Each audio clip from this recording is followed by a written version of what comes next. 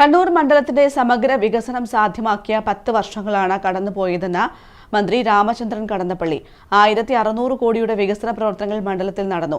അടുത്ത ഘട്ടം എങ്ങനെ വേണമെന്നതിനെക്കുറിച്ച് ചർച്ച ചെയ്യാൻ 14-ന് വികസന സെമിനാർ നടത്തുമെന്നും മന്ത്രി കണ്ണൂരിൽ പറഞ്ഞു. കണ്ണൂരിന്റെ പശ്ചാത്തല മേഖല ഇത്രയധികം വികസിച്ച മറ്റൊരു കാലയളവ് ഉണ്ടായിട്ടില്ലെന്ന് മന്ത്രി രാമചന്ദ്രൻ കടന്നപ്പള്ളി പറഞ്ഞു. 1600 കോടിയുടെ വികസന പദ്ധതികൾ മണ്ഡലത്തിൽ കഴിഞ്ഞ 10 വർഷത്തിനിടെ നടത്തി.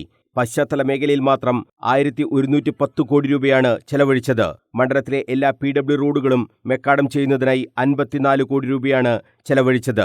സംസ്ഥാനത്തെ തന്നെ എല്ലാ PWD റോഡുകളും മെക്കാഡം ചെയ്യുന്ന ആദ്യ നിയോജക മണ്ഡലമാണ് കണ്ണൂർ. തദ്ദേശ റോഡുകൾ ഉന്നത നിലവാരത്തിലേക്ക് എത്തിക്കാനായി 5 പാലങ്ങൾ നിർമ്മിച്ചു. 2 പാലങ്ങളുടെ നിർമ്മാണം പുരോഗമിക്കുകയാണ്. 7 പാലങ്ങൾക്ക് ഭരണാനുമതിയും ലഭിച്ചു. നഗരത്തിലെ ഗതാഗതക്കുരുക്ക് ശാശ്വതമായി പരിഹരിക്കുന്നതിനും നഗരത്തിന്റെ മുഖച്ഛായ മാറ്റുന്നതിനും സഹായിക്കുന്ന ഒന്നാണ് 748 കോടി രൂപയുടെ സിറ്റി റോഡ് ഇംപ്രൂവ്മെന്റ് പദ്ധതി. 11 റോഡുകൾ അന്താരാഷ്ട്ര നിലവാരത്തിലേക്ക് ഇതിലൂടെ ഉയർത്തപ്പെടും. ഈ പദ്ധതിയുടെ ഭാഗമായ മേലെ ചൊവ്വ മേൽപ്പാലത്തിനും അനുബന്ധ പ്രവർത്തനങ്ങൾക്കുമായി 130.87 കോടി രൂപയാണ് വകയിരുത്തിയിട്ടുള്ളത്. ഏറ്റെടുത്ത സ്ഥലത്തുള്ള കെട്ടിടങ്ങൾ പൊളിച്ചുമാറ്റുന്ന പ്രവൃത്തി ആരംഭിച്ചു. ചാല കട്ടിംഗ് മേൽപ്പാലം, താഴെ ചൊവ്വ സ്പിന്നിംഗ് മിൽ റോഡ്, തീരദേശ ഹൈവേ എന്നിവയുടെ പ്രവൃത്തിക്കും അനുമതി ലഭിച്ചു. പശ്ചാത്തല മേഖലയിൽ മാത്രം 1110 കോടി രൂപ ചെലവഴിച്ചു കഴിഞ്ഞു. അപ്പോൾ ഇത്രയും കോടി രൂപ ചെലവഴിച്ചിട്ടുണ്ട്.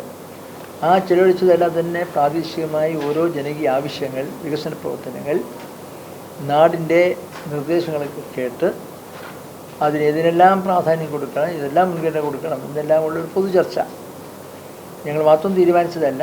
ഇത് നൽകിയവരുമായും പ്രധാനപ്പെട്ട വ്യക്തികളുമായിട്ടും സംസാരിച്ചിട്ടാണ്. സംസ്ഥാനത്തെ തന്നെ ഒരു മണ്ഡലത്തിലെ എല്ലാ PWD റോഡുകളും മെക്കാഡം ചെയ്യുന്ന ആദ്യ നിയോജക മണ്ഡലമാണ് കണ്ണൂർ എന്ന ഒരു സവിശേഷത കൂടി ഉണ്ട് എന്നാണ് തോന്നുന്നത്. 35 റോഡുകൾ തിരഞ്ഞെടുത്ത് പ്രവൃത്തി ആരംഭിച്ചിട്ടുണ്ട്. എല്ലാ റോഡും എന്ന് പറഞ്ഞാൽ തിരഞ്ഞെടുക്കപ്പെടുന്നതിൻ്റെ പ്രാധാന്യം കണക്കിലെടുത്തുകൊണ്ട് 10 കോടി രൂപ ഇതിനകം അനുവദിച്ചു കഴിഞ്ഞു. 5 പാലങ്ങൾ നിർമ്മിച്ച് 2 പാലങ്ങൾ നിർമ്മാണം പുരോഗമിക്കുന്നു. 7 പാലങ്ങൾക്ക് ഭരണാനുമതി ലഭിച്ചു കഴിഞ്ഞു. അപ്പോൾ ഭരണാനുമതി ലഭിക്കുന്നത് ഉൾപ്പെടെയുള്ള സാങ്കേതിക ഭൗതിക അനുവാദങ്ങളും സാഹചര്യങ്ങളും ഉണ്ടാക്കുക എന്ന് പറയുന്നത് ശ്രമം കൂടി വേണം. അതെല്ലാം ചെയ്തിട്ടാണ് ഈ കാര്യം ചെയ്യുന്നത്. ജില്ലാ ആസ്ഥാനം എന്ന പരിഗണന നൽകി നഗരത്തിലെ ഗതാഗതക്കുരുക്ക് ശാശ്വതമായി പരിഹരിക്കാൻ തയ്യാറാക്കിയതാണ് സിറ്റി റോഡ് ഇംപ്രൂവ്മെൻറ്റ് പദ്ധതി. കണ്ണൂർ നഗരത്തിൻ്റെ മുഖച്ഛായ മാറ്റുന്നതിന് സഹായിക്കുന്നതാണ് ഈ പരിപാടി. 748 കോടി രൂപയുടെ പദ്ധതിയാണ്.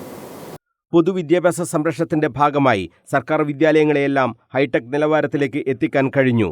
തോട്ടട, മുണ്ടേരി ഹയർ സെക്കൻഡറി സ്കൂളുകൾ അന്താരാഷ്ട്ര പദവി നിലവാരത്തിലേക്ക് ഉയർന്നു. ആരോഗ്യമേഖലയിൽ നടത്തിയ ഇടപെടലുകളും ഫലപ്രദമായി.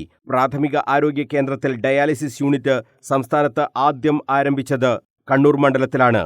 ടൂറിസം മേഖലയിലും വലിയ മാറ്റങ്ങൾ ഉണ്ടായി. ഇങ്ങനെ നിരവധി വികസന പ്രവർത്തനങ്ങളാണ് കണ്ണൂർ നിയോജക മണ്ഡലത്തിൽ നടപ്പാക്കിയത്. കഴിഞ്ഞ 10 വർഷത്തിനിടെ നടന്ന വികസന പ്രവർത്തനങ്ങൾ കണ്ണൂരിൽ ഇതുവരെ കാണാത്തതാണ്.